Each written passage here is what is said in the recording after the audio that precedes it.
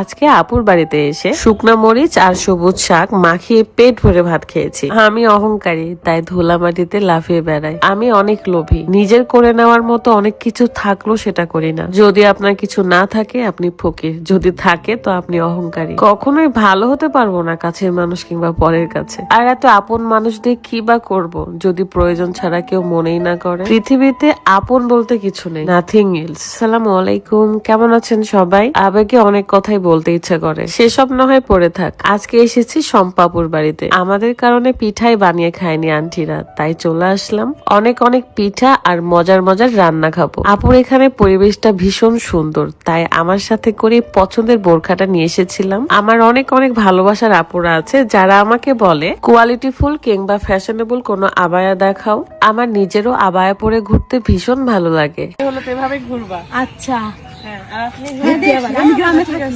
দাদা শ্বশুর বসে আমি যদি গ্রামে কথা বলবো, আমার দাদা শ্বশুর বসে দাদা শ্বশুর কতি ওই যে গোয়ালে। কথা বলতে বলতে ভুলে গিয়েছিলাম যে এই আবায়াটা আমি লিয়ানা ফেসবুক পেজ থেকে নিয়েছি। পেজটা আমার ভিডিও ডিসক্রিপশনে দেওয়া আছে, চেক করতে কিন্তু ভুলবেন না। সেখানে আরো কোয়ালিটিফুল ফ্যাশনেবল আপনার পছন্দের সব রকমের দুবাই আইটেম রয়েছে। আমার সাথে স্কিন কালারটা মেবি একটু যায়, তাই এই কালারটাই আমি নিয়েছিলাম। দুপুরে খাওয়া দাওয়ার আগে আমি আশেপাশে সুন্দর জায়গাগুলোতে ঘোরাঘুরি করছিলাম। আম গাছগুলো এত এত বড়, এত সুন্দর লাগছিল। তারপরে